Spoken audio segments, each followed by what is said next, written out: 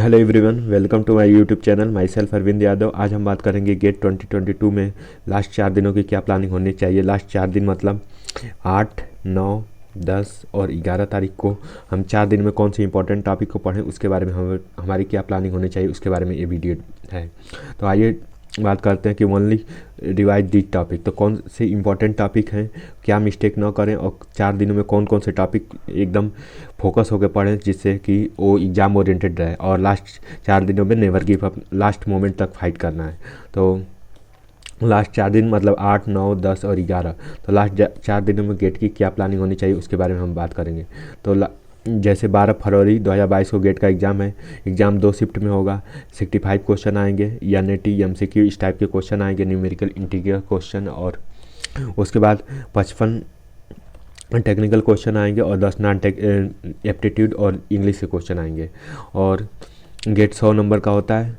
और तो जैसे कि 8 फरवरी है आज, तो 8 फरवरी में हम क्या करें, जैसे फार्मूला रिवीजन करें और सारे बेसिक फार्मूले, आइडेंटिटी, 1 पॉइंट, जितने पॉइंट है इंपॉर्टेंट पॉइंट उनके याद करें। उसके अलावा एक फुल टेस्ट दें जिससे हमें पता चले कि टाइम कैसे मतलब टाइम मैनेजमेंट को कैसे होता है। उसके अलावा कौन कौन सी सिली मिस्टेक होती है। उसके बाद गेट का कैलकुलेटर यूज कैसे करते हैं। उसके अलावा मतलब वेरियस टाइप के जितने टाइप के गेट के क्वेश्चन हैं उनको कैसे अटेम्प्ट करें और हमारे कितने मार्क आ रहे हैं ये भी आइडिया चलेगा। उसके बाद इंपॉर्टेंट पॉइंट का रिवीजन करें, जो इंपॉर्टेंट पॉइंट है नोट्स का उनका रिवीजन करें, और जो गेट के प्रीवियस हैं उनको पढ़ें।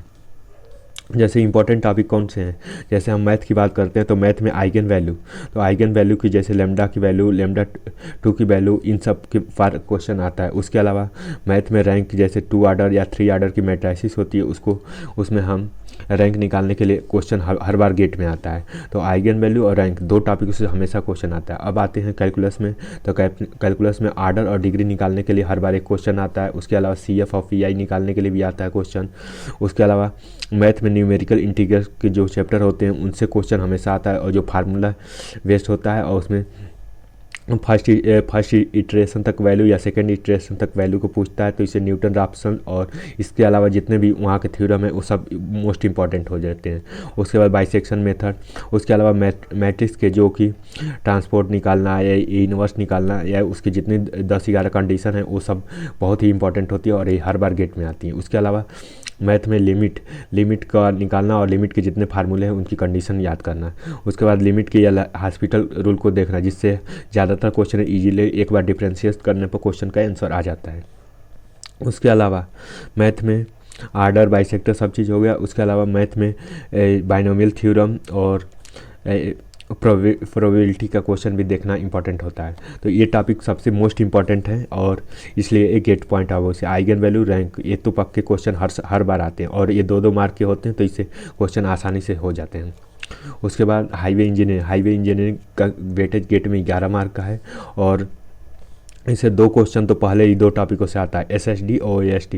तो स्टॉपिंग साइड डिस्टेंस और ओवरटेकिंग साइड डिस्टेंस। तो SSD के फार्मूला बेस्ड क्वेश्चन आता है, लेकिन इसमें मिस्टेक ये होती है कि जैसे V की वैल्यू रखना, जैसे फार्मूला होता है V=TR + V²/2GF। तो जैसे V की वैल्यू पुट करना है तो V की वैल्यू पुट करते समय ज़्यादातर स्टूडेंट इस किलोमीटर पर हावर या मीटर पर सेकंड में कंफ्यूज हो जाते हैं। उसके अलावा इसमें मिस्टेक दूसरा करते हैं कि टाइम 2.5 रखने या उसके में जो रखने में कैलकुलेशन करते हैं। उसके अलावा इसमें मिस्टेक ये होती है कि वर्चुअल कैलकुलेटर यूज करते समय जो पॉइंट होता है या लिमिट रखने में मिस्टेक करते हैं। तो अब वर्चुअल कैलकुलेटर यूज करते समय सबसे पहले ध्यान रखें, जैसे VTR + V²/2GF है, तो पहले हम इतने को सॉल्व करें, फिर उसके बाद इतने को करें और फिर दोनों को ऐड कर दें, तो जिससे मिस्टेक होने के चांस बहुत ही कम हो जाते हैं। और तो ये SSD और OSD से एक क्वेश्चन तो फिक्स है। उसके बाद समिट और वैली कर्व से एक क्वेश्चन आएगा। उसके अलावा जो IS कोड के रिकमेंडेशन है कि कितनी एक्स्ट्रा वाइडिंग होती है या मैकेनिकल एक्स्ट्रा वाइडिंग, उस क्वेश्चन से भी एक फार्मूला आएंगे। उसके बाद ट्रैफिक इंजीनियरिंग से आते हैं, तो ट्रैफिक इंजीनियरिंग से क्वेश्चन आता है और ट्रैफिक मैक्सिमम कैपेसिटी या जाम डेंसिटी या प्रोबेबिलिटी इन सब से आता है। रोटरी के जो कंडीशन है, उसके बाद वेबस्टर मेथड से आता है। उसके बाद टाइम टेकिंग, जैसे 1.5 L 5 + ये वाले फार्मूले से क्वेश्चन आता है। उसके अलावा जाम डेंसिटी, ग्रीन टाइम, इन सब से क्वेश्चन आता है। उसके बाद हेडलाइट साइड डिस्टेंस, जाम डेंसिटी, प्रोबेबिलिस्टिक मेथड वाला भी क्वेश्चन आता है। उसके बाद हम बिटुमिनस मारते हैं तो पैराफिन वैक्स का जो बिटुमिनस रिमूव करते हैं उसके बारे में आता है। फिर वहाँ पर बल्क डेंसिटी का एक फार्मूला होता है वो भी आता है। सीबीआर टेस्ट से क्वेश्चन आता है। डिजाइन पेमेंट का से होता है और उसमें ये फार्मूला आता है EHQ/12 mu 1 minus mu square power 1/4। तो ये वाले फार्मूले से क्वेश्चन हमेशा हर बार आता है। उसके अलावा बल्क डेंसिटी और जैसे इसमें ये फार्मूले होते हैं कि वैल्यूम निकालना है तो वैल्यूम में वाटर बिटुमिनस को रिप्लेस करते हैं तो इसके बारे में आता है। उसके बाद ट्राई एक्सियल जो टेस्ट होता है उसके मेथड में फार्मूले आते हैं। उसके बाद ग्रुप इंडेक्स मेथड से भी क्वेश्चन आते हैं। तो इस तरह से ये टॉपिक्स मोस्ट इंपॉर्टेंट होते हैं। आते हैं अगले चैप्टर पर, इन्वायरमेंटल इंजीनियरिंग, जो कि एक बहुत ही हाई वेटेज रखता है और इसमें क्वेश्चन 11 मार्क तक के आते हैं। और इसमें कौन से सबसे ज़्यादा इंपॉर्टेंट है तो जो एल्केनिटी निकालने वाला होता है कि कैल्शियम, मैग्नीशियम होती और उसके बाद कार्बोनेट, नॉन कार्बोनेट। तो इस क्वेश्चन से एक क्वेश्चन तो फिक्स है, 2 नंबर का एक क्वेश्चन आता है। उसके अलावा अर्थमेटिक मीन मेथड और ज्योमेट्रिक मीन मेथड, तो इस मेथड से क्वेश्चन हमेशा आता है कि अर्थमेटिक मीन मेथड और ज्योमेट्रिक मीन मेथड से कैसे होता है। उसके बाद BOD बायोलॉजिकल ऑक्सीजन डिमांड और डिजॉल्व ऑक्सीजन डिमांड, इस पर क्वेश्चन आता है। उसके अलावा रिवर जो एक रिवर आती है, एक डाइल्यूशन मिक्स करते हैं, उसके बाद फिर रिवर का फ्लो हो जाता है। उसके बाद तो इसमें Q1 Q2 से एक रिवर आती है, इधर से एक आती है, तो जैसे किरचॉफ जले लगाते हैं तो वैसे ही आ जाता है। कंटिन्यूटी इक्वेशन जैसे यूज करते हैं उस तरह से होता है। उसके बाद डाइल्यूशन मिक्सचर के बारे में आता है। उसके बाद फिल्टर का कैसे यूज होता है इसके बारे में बात करते हैं। उसके बाद कोगुलेंट कौन कौन से मिक्स होते हैं जैसे फेरस। उसके बाद MSL जो फूड चेन होता है वेस्ट वाटर इंजीनियरिंग में, उससे 2 मार्क का क्वेश्चन हमेशा आता है।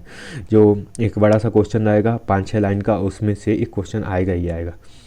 उसके बाद साउंड से आता है। उसके बाद वेरियस जो कि डेंसिटी है, लिमिट है, उसके बाद डिजीज है, इसके बारे में आता है। उसके बाद वेरियस जैसे कलर है, टर्बिडिटी है, इन सब की काज फॉर रिजेक्शन वैल्यू और इन सब के बारे में आता है। उसके बाद वेस्ट वाटर मैनेजमेंट जैसे से क्वेश्चन आता है कि उसकी लोडिंग कैपेसिटी निकालने या इंदौर मेथड या इसके बारे में आता है, इंदौर मेथड या बेंगलोर मेथड। फिर सॉइल मैकेनिक्स टॉपिक की बात करते हैं। सॉइल मैकेनिक्स से 15 मार्क का क्वेश्चन आता है गेट में और इसके फार्मूले शुरू वाले बहुत ही इंपॉर्टेंट होते हैं जैसे कि gamma density, bulk density, void ratio. उसके बाद जो टेस्ट होते हैं उसके बाद इंडाइसिस होती है जैसे एटरबर्ग लिमिट वाला ग्राफ होता है, इस ग्राफ से लिमिट को कैलकुलेट करके निकालने का इंपॉर्टेंट होता है। उसके बाद ये वाला ग्राफ से कौन सी वैल्यू कहाँ पर लाई करती है इसके बारे में जैसे वाटर लिमिट, फिर सॉलिड ठोस वेस्ट और इसके बारे में ए लाइन, पी लाइन और इन सब का क्वेश्चन आता है। उसके अलावा कंसोलिडेशन से क्वेश्चन आता है। फाउंडेशन इंजीनियरिंग से बियरिंग कैपेसिटी फाउंडेशन की कितनी होती है, DF वैल्यू और टरजागी इक्वेशन से जितने क्वेश्चन होते हैं वो आते हैं। उसके बाद शियर टेस्ट कैसे होता है, कैसी लोडिंग अप्लाई करने पर कितना डिफरेंस होता है उसके बारे में आता है।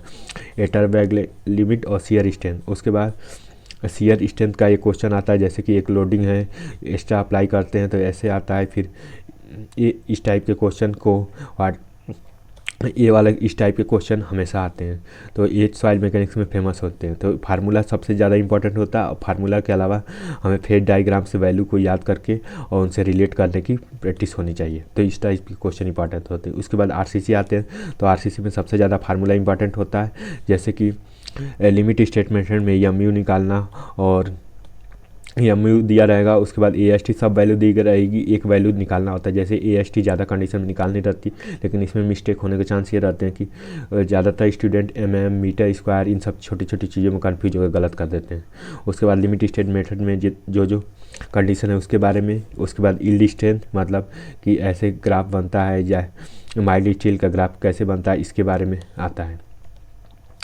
उसके बाद singly reinforce beam, balance section, plane section, isolated beam, stress block parameter और टी बीम और प्री स्ट्रेस, पोस्ट स्ट्रेस और बाउंड शियर, इन सब के क्वेश्चन मतलब हर टॉपिक से क्वेश्चन बहुत ही इंपॉर्टेंट आते हैं और इन सब के फार्मूले याद होने चाहिए। उसके अलावा इनकी कंडीशन भी याद होनी चाहिए। और प्री स्ट्रेस में जो कि वेरियस लॉस होते हैं उनसे रिलेटेड क्वेश्चन ज़्यादा आता है। आते हैं हाइड्रोलॉजी में। तो हाइड्रोलॉजी में बजट इक्वेशन ज़्यादा इंपॉर्टेंट होता है, incoming equal to outgoing. उसके अलावा रेनफॉल कैसे आता है, कि कैसे बेस फ्लो होता है, कैसे, इसके बारे में क्वेश्चन आएगा। उसके बाद मेजरमेंट कैसे करते हैं, मेजरमेंट के वेरियस जो मेथड हैं उसके बारे में बात करते हैं। उसके बाद रन ऑफ कैसे कैलकुलेट किया जाता है, उसके बाद रन ऑफ के मेथड क्या हैं, उसके बाद कैचमेंट एरिया के बारे में हम स्टडी करते हैं। उसके बाद रिवर ट्रांसफिरेशन, इन सब टॉपिकों से क्वेश्चन आता है। उसके बाद फाई वैल्यू, डब्ल्यू वैल्यू, उसके अलावा यूनिट वैल्यू, इन सब से क्वेश्चन आता है। उसके बाद अगर थ्योरी में आए तो कंसिस्टेंसी, जो consistency at double mass curve होता है वो सबसे ज़्यादा इंपॉर्टेंट हो जाता है। इसके अलावा तो इन सब टॉपिकों से इंपॉर्टेंट होता है। उसके अलावा जो ये ट्रायंगल में एक क्वेश्चन आता है तो ये वाला सबसे ज़्यादा इंपॉर्टेंट होता है कि इसकी वैल्यू, तो इन सब क्वेश्चनों को यूनिट से बैलेंस करके सॉल्व किया जा सकता है। उसके बाद ओपन चैनल फ्लो, जो ओपन चैनल फ्लो सबसे ज़्यादा इंपॉर्टेंट चैप्टर है, क्योंकि ये बहुत छोटा चैप्टर है और इसमें 3 से 6 मार्क के क्वेश्चन मार्क से 3 से 6 मार्क आ जाते हैं। और इसमें इंपॉर्टेंट क्या होता है, जैसे पाइप फ्लो और ओपन चैनल फ्लो, जो कि ये मतलब इन दोनों के बीच में डिफरेंस होता है। उसके बाद फ्राउड नंबर क्या होता है, उसके बाद टाइप्स ऑफ चैनल कितने होते हैं, स्टेडी और यूनिफॉर्म फ्लो।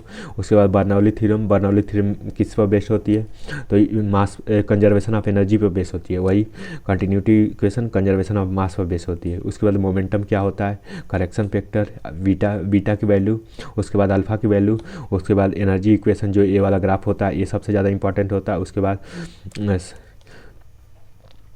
इसके अलावा मोस्ट इफिशिएंट चैनल क्या होता है, उसके बाद वाइड रेक्टेंगुलर चैनल पर क्वेश्चन आता है। उसके बाद सबसे ज़्यादा इंपॉर्टेंट चेजी और मैनिंग कांस्टेंट होता है, उनके फार्मूले जो होते हैं वो 1/n सी आर का पावर 1/3। तो इस तरह से जितने फार्मूले होते हैं इन दोनों के वो बहुत इंपॉर्टेंट होते हैं। इनसे क्वेश्चन ओसीएफ के अलावा फ्लूइड मैकेनिक्स में भी सॉल्व हो जाते हैं। उसके बाद हाइड्रोलिक जंप, उसके बाद हाइड्रोलिक जंप के बारे में क्वेश्चन आता है। तो ये चैप्टर बहुत छोटा है और इसके अलावा इसमें बहुत ही क्वालिटी के क्वेश्चन ज़्यादा आते हैं। उसके बाद सीपीएम के बारे में बात करते हैं तो सीपीएम और पर्ट दोनों चीज़ आता है। उसके बाद बार चार्ट आता है। उसके बाद नेटवर्क टाइप पर, जैसे एक नेटवर्क बना के दूसरा नेटवर्क करके फिर तीसरा नेटवर्क, फिर तो इस तरह के क्वेश्चन यहाँ पर आते हैं। और इसमें जो अगर इसके क्वेश्चन करने हैं तो ये वाले वेरिएंस, लिस्ट, अलाउंस, स्टॉक, ये सब इंपॉर्टेंट होते हैं। उसके बाद स्टील की बात करें तो स्टील के आईएस कोड के रिकमेंडेशन पर आता है और इस पर 4 से 5 नंबर के क्वेश्चन आते हैं और फार्मूला बेस्ड क्वेश्चन होता है कहीं कहीं। और उसके बाद वैल्यू आती है, उसके बाद आईएस कोड के रिकमेंडेशन को फॉलो किया जाता है। उसके अलावा सीयर एर्गोनेंस बांड कैसे बनता है, उसमें से फेलियर, वायरस फेलियर के बारे में पढ़ते हैं। बोल्ट के फार्मूले क्या होते हैं, एएस क्या होता है, एएन क्या होता है, इन सब के बारे में क्वेश्चन आता है। उसके अलावा लैप जॉइंट, वेल्डिंग जॉइंट और वायरस जॉइंट के फोर्स, उसके अलावा मोमेंट ऑफ इनर्शिया कैलकुलेट करना आना चाहिए। और इसके अलावा इसमें इसकी वैल्यू निकालना। और उसके बाद प्लास्टिक एनालिसिस इसी टॉपिक में आता है तो उसको भी याद होना इंपॉर्टेंट होता है। उसके बाद जो ज्वाइंट है, उसके बाद फ्यूजन कैसे होता है, जैसे इस तरह से, तो इसमें फ्यूजन होता है। उसके अलावा जैसे ज्वाइनिंग होती है तो ज्वाइनिंग में कैसे कितना बॉन्ड लेना है, इन सब के बारे में क्वेश्चन आता है।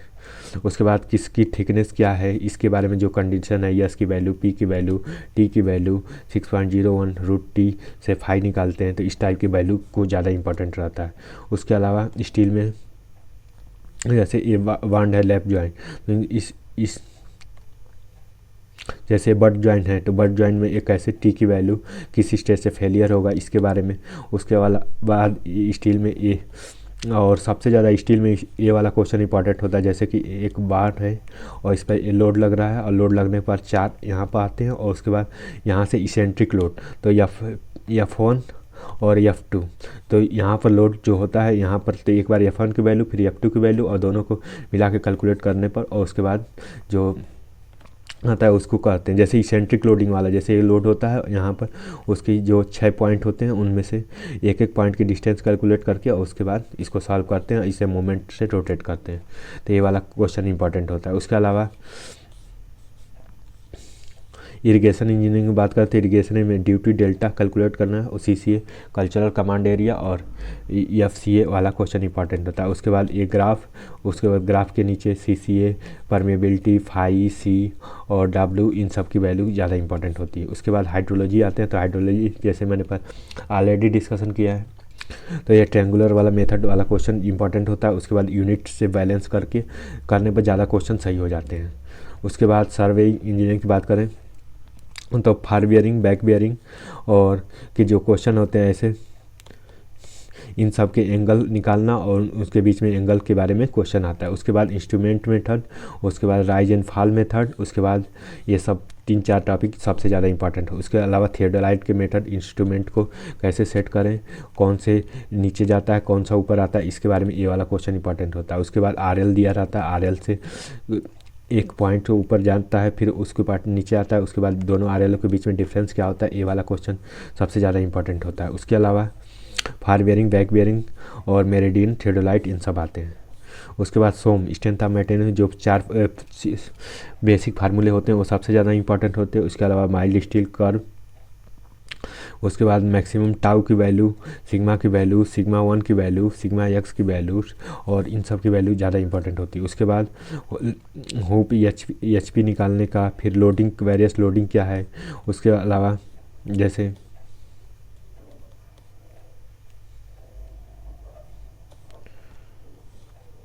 जैसे ये लोड है तो लोड में इसेंट्रिक लोडिंग कैसे हो रही है, इसके बारे में बात करेंगे। फिर उसके बाद BMD, SFD, इन सब को ड्रा करने का डायग्राम आता है। उसके बाद गामा वल्क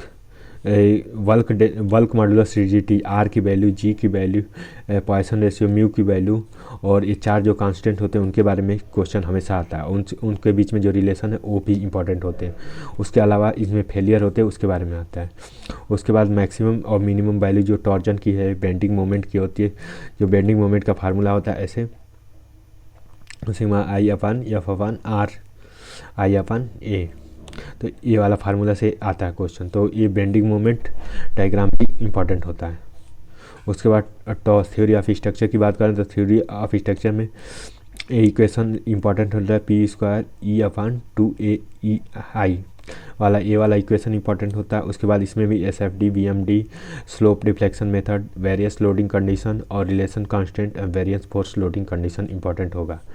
उसके बाद जो कि फाइनल पॉइंट, इंपॉर्टेंट पॉइंट होना चाहिए, उसमें रिवीजन ज़रूरी होना चाहिए। उसके अलावा फार्मूला, जो सारे इंपॉर्टेंट फार्मूले हैं उनको पढ़ना चाहिए। उसके अलावा मैथ के जो स्पेशल कॉन्सेप्ट हैं, पॉइंट हैं, उनको देखना चाहिए। तीसरा सबसे इंपॉर्टेंट चीज़, सिली मिस्टेक से बचना चाहिए और जो कि वैल्यू पुट करते समय ये ध्यान रखना चाहिए कि किस यूनिट में वैल्यू पूछा है और कितने डिजिट तक मांगा है, कितने डेसिमल तक मांगा है, ये सबसे ज़्यादा इंपॉर्टेंट होता है। उसके अलावा उस यूनिट पुट करते समय ध्यान देना चाहिए। उसके बाद गेट में वर्चुअल कैलकुलेटर की प्रैक्टिस कर लेना चाहिए, मोबाइल फ़ोन्स के अलावा भी। और उसमें ज़्यादातर वैल्यू जैसे कास्ट 30 लिखना है गेट के वर्चुअल कैलकुलेटर में, तो नॉर्मल कैलकुलेटर में कास्ट के बाद 30 लिखा जाता है, लेकिन वर्चुअल कैलकुलेटर में 30 देन कास्ट 30 लिखा जाता है। इस तरह से वर्चुअल कैलकुलेटर यूज होता है। उसके बाद सिली मिस्टेक से बचें। उसके बाद पॉजिटिव रहें, be positive and fight in last moment and never give up. And thank you so much for watching this video. तो फाइनल पॉइंट फिर से बात करते हैं, रिवीजन कर लें, उसके बाद फार्मूला को देख लें, उसके बाद कॉन्सेप्चुअल क्वेश्चन को लर्न करें और फुल टेस्ट दो कम से कम 2 टेस्ट दे देंगे, जिससे आइडिया चल जाए कि कौन कौन से क्वेश्चन आते हैं और किस पर कितना टाइम। और सबसे अच्छी बात है गेट पर ज़्यादा क्वेश्चन 65 में से 35 क्वेश्चन ऐसे होते हैं जिस पर निगेटिव मार्किंग नहीं होती, जैसे कि जिनके मल्टीपल चॉइस क्वेश्चन है वो वाले, उसके बाद न्यूमेरिकल इंटीग्रल फिलिंग वाले क्वेश्चन, उसके अलावा कुछ 1 मार्क के भी क्वेश्चन जिस पर निगेटिव मार्किंग नहीं होती, और 2 मार्क वाले निगेटिव जिस पर 0.66 की मार्किंग है, उस क्वेश्चन को जब एकदम एग्जैक्टली करेक्ट आए तभी अटैम्प्ट करें। उसके अलावा तो 30-35 क्वेश्चन आप अटैम्प्ट कर सकते हैं, उस पर निगेटिव मार्किंग नहीं होती। और उसके अलावा फुल टेस्ट में 2 दें जिससे आपको आइडिया चल जाए, और उसके बाद कंसेप्चुअल क्वेश्चन, फार्मूला और रिवीजन ज़्यादा दें। And best of luck for GATE 2022, and thank you so much for watching this video. Have a nice day.